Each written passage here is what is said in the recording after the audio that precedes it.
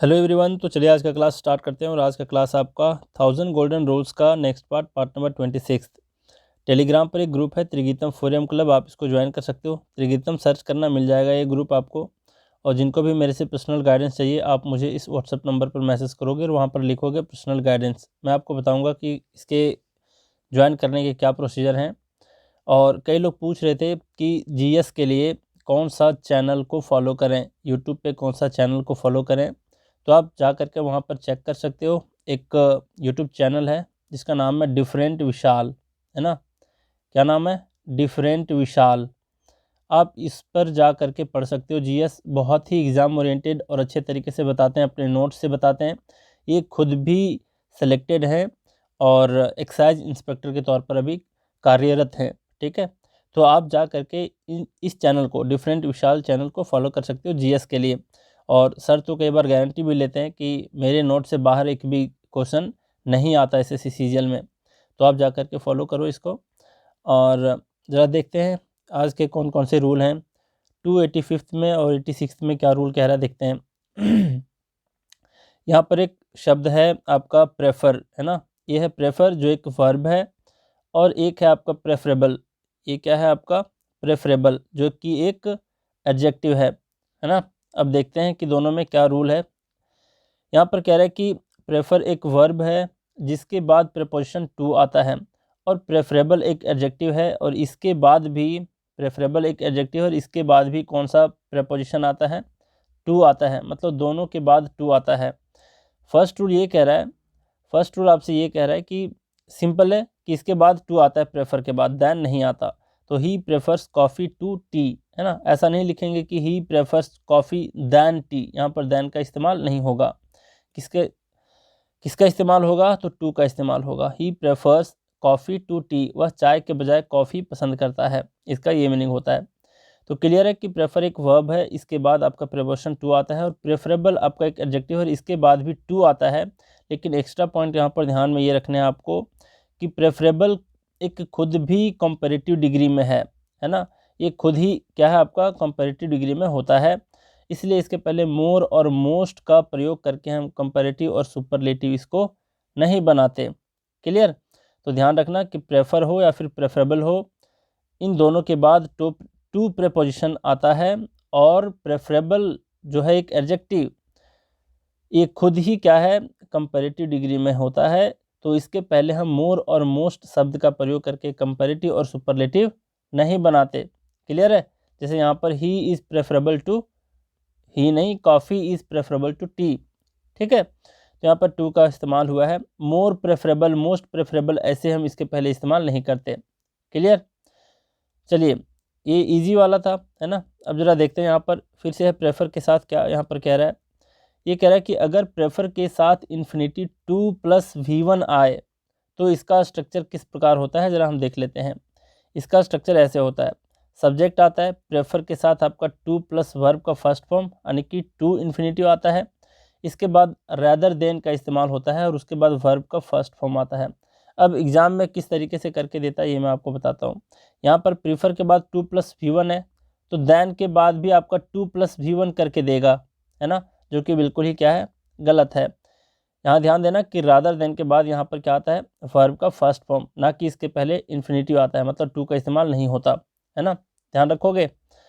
और rather than की बात है, मतलब रादर जो है इसके बेस्ड पर हम लोग अलग कॉन्सेप्ट देखेंगे अगला चैप्टर में, तो आपको बिल्कुल यहाँ टेंशन नहीं लेना है। बस यहाँ पर आपको ये समझना है कि जब भी प्रेफर के साथ टू प्लस वर्ब का फर्स्ट फॉर्म आए तो इसका स्ट्रक्चर होता है कि इसके बाद रादर देन होता है और उसके बाद वर्ब का सिंपल फर्स्ट फॉर्म आता है। क्लियर? जैसे यहाँ पर I always prefer to read books. अब देखो प्रेफर के साथ आपका क्या है? टू रीड, है ना, मतलब टू इन्फिनिटिव आया है, तो इसका क्या होगा? To read books rather than आया है, उसके बाद टू वॉच टेलीविज़न दे रखा है, जो कि गलत है।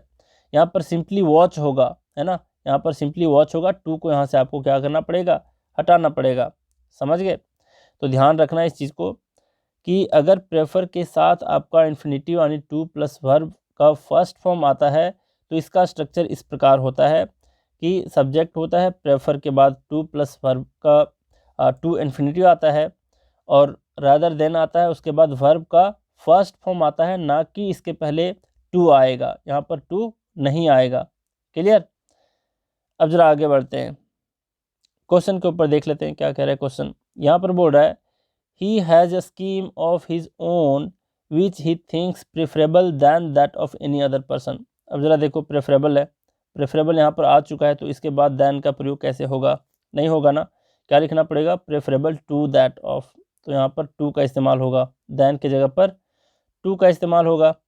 नेक्स्ट है आपका I firmly stand by this fact that death is preferable than dishonour. अब जरा देखो, दैन का इस्तेमाल यहाँ नहीं करोगे, क्यों? क्योंकि प्रेफरेबल का इस्तेमाल यहाँ पर हुआ है। दैन की जगह पर क्या लिखना पड़ेगा? टू लिखना पड़ेगा। क्लियर है। अब आगे बढ़ते हैं, यहाँ पर staying indoors is more preferable than going out on a summer day. अब जरा देखो, दो एरर यहाँ पर। कैसे? प्रेफरेबल के साथ दैन नहीं आता, इसके बाद आपका टू आता है, और प्रेफरेबल आपका खुद ही कंपैरेटिव डिग्री में है, तो इसको एक्स्ट्रा कंपैरिजन में क्यों करेंगे, है ना? मतलब एक्स्ट्रा कंपैरेटिव डिग्री क्यों बनाएंगे? तो मोर को यहाँ से हटाना पड़ेगा। क्या लिखना पड़ेगा?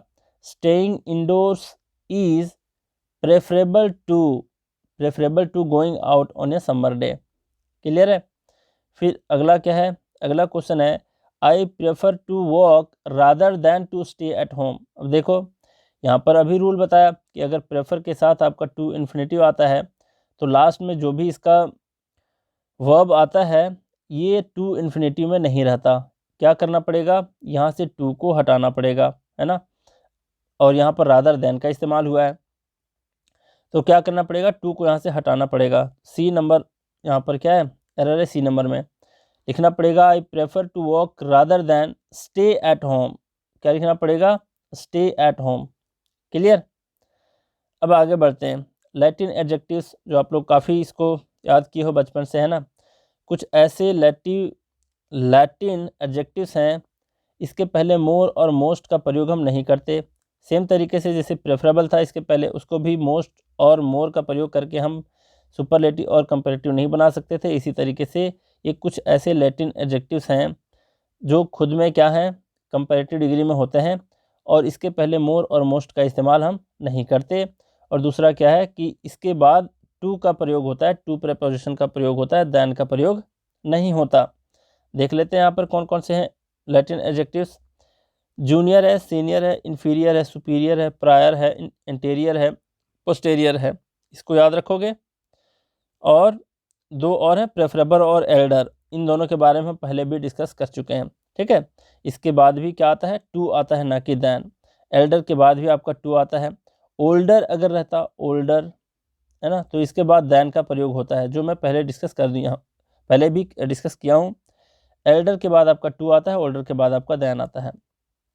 चलिए यहाँ देखते हैं, यहाँ पर दिया गरिमा इज सीनियर दैन रजनी। यहाँ पर गलत है, क्यों? क्योंकि सीनियर के बाद आपका टू आता है, तो यहाँ पर टू होगा। She is 5 years more senior to you. अब यहाँ पर मोर सीनियर कैसे करोगे? सीनियर ही होगा सिर्फ, ठीक है। तो she is 5 years senior to you. To यहाँ पर अपने आप में करेक्ट है, क्योंकि सीनियर के बाद टू आता है। चलिए ये भी सीख गए। अब जरा एक इम्पॉर्टेंट रूल है जिसके ऊपर हम डिस्कस करते हैं। यहाँ पर एक ही सीक्वेंस को ध्यान रखना भाई, कि इसमें से जब भी दो डिग्री का इस्तेमाल हुआ हो एक ही सेंटेंस में, तो सबसे पहला आपको रखना पड़ेगा पॉजिटिव डिग्री में, फिर आता है आपका कंपैरेटिव डिग्री में, और फिर आता है आपका सुपरलेटिव डिग्री में। मतलब क्या है कि पॉजिटिव डिग्री से हम सुपरलेटिव में जा सकते हैं, कंपैरेटिव से सुपरलेटिव में जा सकते हैं, पॉजिटिव से कंपैरेटिव और कंपैरेटिव से सुपरलेटिव। अब फिर पॉजिटिव से हम सुपरलेटिव में जा सकते हैं, लेकिन इसका रिवर्स पॉसिबल नहीं है, ठीक है। इसका रिवर्स क्या है? पॉसिबल नहीं है, ऐसा नहीं किया जाता। समझेंगे इसको, ज़रा देख लो। मतलब इस सीक्वेंस को ध्यान रखना कि पहले पॉजिटिव आता है, फिर आपका कंपैरेटिव आता है, उसके बाद आपका सुपरलेटिव आता है।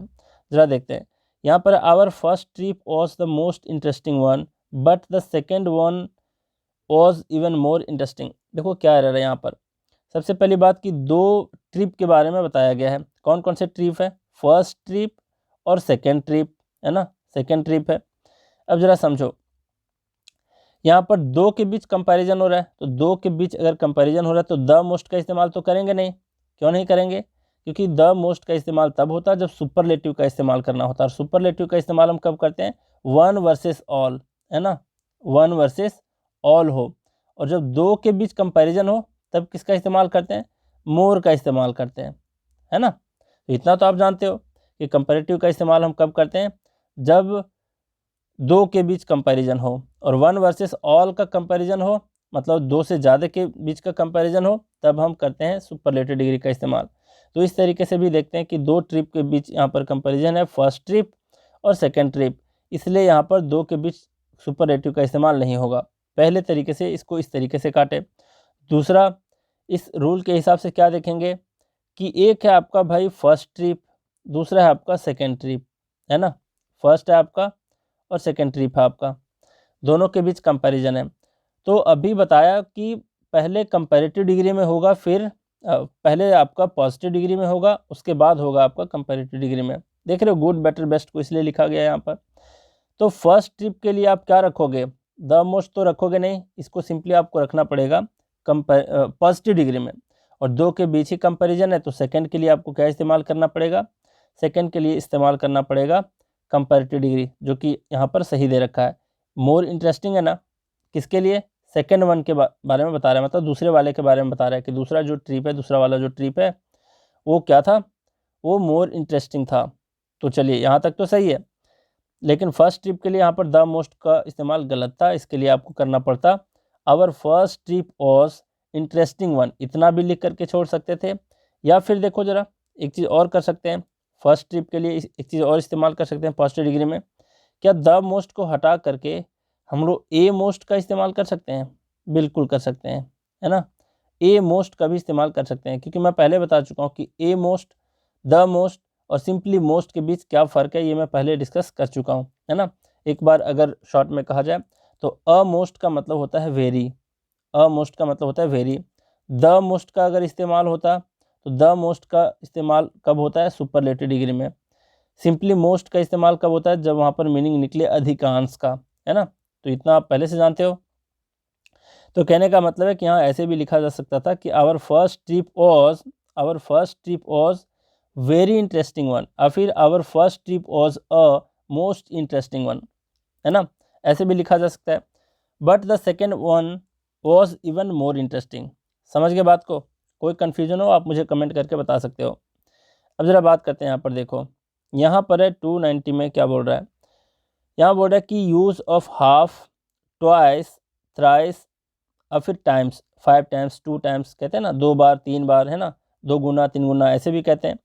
तो ये सारे वर्ड का अगर इस्तेमाल हो तो ये क्या होता है कि इसके साथ पॉजिटिव डिग्री आते हैं, ना कि कंपैरेटिव डिग्री।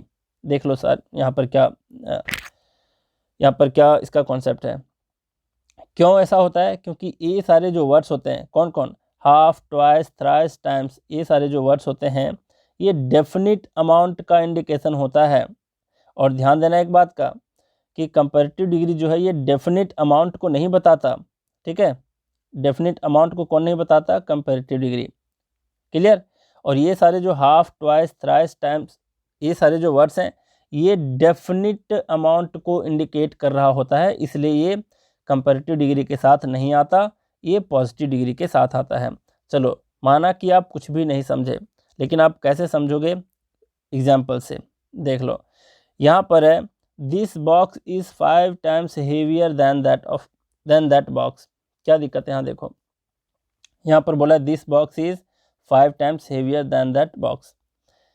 यहाँ 5 टाइम्स का इस्तेमाल हुआ है, 5 टाइम्स का इस्तेमाल हुआ है, तो इसके बाद हेवियर दैन तो आएगा नहीं। क्यों नहीं आएगा? क्योंकि अभी देखे कि टाइम्स वाला वर्ड, ट्वाइस वाला वर्ड, हाफ वाला वर्ड, है ना, थ्राइस वाला वर्ड, ये सारे जो वर्ड्स होते हैं ये कंपैरेटिव डिग्री में इस्तेमाल नहीं होते। इसका इस्तेमाल किया जाता है पॉजिटिव डिग्री वाले सेंटेंस में। अब कैसे बनाओगे इसको पॉजिटिव डिग्री में? यहाँ लिखना पड़ेगा this box is 5 times as heavy as that box, ऐसे लिखना पड़ेगा। क्लियर है? बहुत छोटा सा रूल है। फिर अगला क्या कह रहा है example, my father is twice older than my brother. हालांकि हम लोग क्या करते हैं स्पोकन इंग्लिश में ये सब धड़ल्ले से इस्तेमाल करते हैं, है ना, लेकिन यहाँ पर ऐसा नहीं करना पड़ेगा। क्यों? क्योंकि ट्वाइस का यहाँ पर इस्तेमाल है, तो ओल्डर दैन आप नहीं लिख सकते। क्या लिखना पड़ेगा? My father is twice as old as, क्या लिखोगे, my father is twice as old as my brother, तब जा करके पॉजिटिव डिग्री में होगा, है ना। तो यहाँ पर क्या समझे, यहाँ पर समझें कि जब भी यहाँ पर आपका हाफ, ट्वाइस, थ्राइस या फिर टाइम्स जैसे शब्दों का इस्तेमाल हो किसी भी सेंटेंस में, तो इसके साथ आपका पॉजिटिव डिग्री आता है, ना कि कंपैरेटिव डिग्री। क्लियर है। अब ज़रा बात करते हैं, देखो अगला रूल है फार के बारे में। फार, देखो इसका इस्तेमाल कैसे करेंगे, दूरी, है ना, फार का मतलब दूरी को इंडिकेट करता है। यहाँ पर देखो, यहाँ पर बोला फार का इस्तेमाल पॉजिटिव सेंटेंस में नहीं करते, जबकि नेगेटिव और इंट्रोगेटिव सेंटेंस में हम करते हैं। कैसे समझेंगे ज़रा देखते हैं। यहाँ पर है our school is far from here. अब ये सेंटेंस बिल्कुल पॉजिटिव सेंटेंस है, पॉजिटिव सेंटेंस है, तो यहाँ पर हम फार का इस्तेमाल नहीं करेंगे, गलत है इसका इस्तेमाल। तो फिर कैसे कर सकते हैं, अगर आपको फार का इस्तेमाल करना ही है और पॉजिटिव सेंटेंस में ही करना है, तो क्या करोगे, इसके पहले टू का इस्तेमाल कर दो, या फिर रादर का इस्तेमाल कर दो, या फिर फार को हटा करके किसी नए शब्द का इस्तेमाल करना हो सेम मीनिंग में, तो आप ऐसे भी लिख सकते हो, our school is a long way from here, है ना, क्या लिख सकते हो, our school is a long way from here, ऐसे भी लिख सकते हो। क्लियर है। तो यहाँ पर ध्यान रखने वाली बात है कि फार का इस्तेमाल हम, मतलब सिंपल फार का इस्तेमाल हम पॉजिटिव सेंटेंस में नहीं कर सकते। अगर पॉजिटिव सेंटेंस में करना ही है तो इसके पहले टू लगा दो और फिर रादर लगा दो, दोनों ही करेक्ट हो जाएंगे। समझ गए यहाँ तक। अब ज़रा देखो नेक्स्ट यहाँ पर our school is not far from here, ये नॉट लगा हुआ है मतलब नेगेटिव सेंटेंस है, तो यहाँ पर फार का इस्तेमाल बिल्कुल अपने आप में करेक्ट है। फिर यहाँ पर is our school far from here, अब ये इंट्रोगेटिव सेंटेंस है, तो जाहिर सी बात है कि फार का इस्तेमाल यहाँ पर बिल्कुल क्या है, करेक्ट है। ठीक है। तो यहाँ पर हम लोग सीखे कि फार का इस्तेमाल पॉजिटिव सेंटेंस में नहीं होता, वो नेगेटिव और इंट्रोगेटिव सेंटेंस में होता है। अगर पॉजिटिव सेंटेंस में करना हो तो फार के पहले टू लगा दो और फिर फार के पहले रादर लगा दो। क्लियर। तो एक बार मैं फिर से आपको यहाँ पर रिकैप करा देता हूँ ताकि आप रूल्स को ध्यान में रख पाओ। यहाँ पर क्या बोला है, प्रेफर से रिलेटेड हम लोग देख लेते हैं। प्रेफर और प्रेफरेबल दोनों के बाद टू का इस्तेमाल होता है, प्रेफर हो या फिर यहाँ पर प्रेफरेबल हो, है ना, दोनों के बाद क्या होता है, टू का इस्तेमाल होता है, ना कि दैन का। ठीक है। प्रेफरेबल आपका एडजेक्टिव है और ये एडजेक्टिव कैसा एडजेक्टिव है, कंपैरेटिव डिग्री का एडजेक्टिव है, इसलिए इसके पहले मोर और मोस्ट शब्द का इस्तेमाल हम नहीं करते। चलिए फिर है, अगर प्रेफर के साथ आपका टू इन्फिनेटिव आता है तो इसका स्ट्रक्चर किस तरीके से होता है, इसका स्ट्रक्चर होता है इस तरीके से। प्रेफर के साथ अगर टू प्लस वर्ब का फर्स्ट फॉर्म आता है मतलब टू इन्फिनेटिव, तो इसके बाद रादर देन आता है और वर्ब का फर्स्ट फॉर्म आता है। ध्यान रखना एग्जाम में वर्ब के फर्स्ट फॉर्म के पहले टू का इस्तेमाल दे करके आपको कंफ्यूज करता है, पूछा जाता है, इसलिए यहाँ पर टू का इस्तेमाल नहीं होगा। यहाँ होगा I always prefer to read books rather than watch television. समझ गए। फिर अगला रूल कह रहा है आपसे क्या, कि कुछ ऐसे लैटिन एडजेक्टिव्स हैं जिसके बाद टू प्रीपोजिशन का इस्तेमाल होता है, ना कि दैन का, और इसके पहले भी मोर और मोस्ट का इस्तेमाल नहीं कर सकते, जैसे junior, senior, inferior, superior, prior, interior, posterior. फिर यहाँ पर प्रेफरेबल और एल्डर, इसके बारे में विशेष चर्चा किए हम लोग। फिर अगला रूल कह रहा है कि सीक्वेंस आपका ऐसे होना चाहिए कि यहाँ पर फर्स्ट है, यहाँ पर सेकंड है, मतलब कि गुड के बाद बेटर हो सकता है, बेटर के बाद बेस्ट हो सकता है, अब फिर गुड के बाद डायरेक्टली बेस्ट भी हो सकता है, लेकिन रिवर्स इसका पॉसिबल नहीं है। समझ गए। तो कहने का मतलब कि पॉजिटिव डिग्री से हम मूव कर सकते हैं कंपैरेटिव डिग्री की ओर, कंपैरेटिव से सुपरलेटिव की ओर, या फिर सीधा पॉजिटिव से सुपरलेटिव की ओर, लेकिन रिवर्स में हम नहीं आ सकते। चलिए अगला रूल कह रहा है कि यहाँ पर कि हाफ, ट्वाइस, थ्राइस, टाइम्स, ये सारे शब्द जहाँ भी आपको मिल जाए तो समझ जाना कि इसके साथ पॉजिटिव डिग्री ही आता है, कंपैरेटिव डिग्री नहीं आता। ठीक है। चलिए और लास्ट वाला रूल था फार के विषय में, कि फार का इस्तेमाल हम पॉजिटिव सेंटेंस में नहीं करते, उसको नेगेटिव और इंट्रोगेटिव में कर सकते हैं। अगर पॉजिटिव में फार का इस्तेमाल करना हो तो उसके पहले टू का इस्तेमाल करो या फिर रादर का इस्तेमाल करो, तब जा करके वो सही होगा, है ना। चलिए इतने सारे रूल्स आज सीखे, कल हम लोग देखेंगे पार्ट नंबर 27 को। और अब मेरे पास थोड़ा बहुत टाइम मिल रहा है तो मैं कोशिश करूँगा कि जल्दी से इसको आपके सीजीएल के मेंस एग्ज़ाम से पहले पूरे 1000 रूल्स को मैं कंप्लीट करा दूँ। तो चलिए आज भी बहुत कुछ सीखे, तो आज का क्लास हम लोग यहीं रैप अप करते हैं। Thank you very much.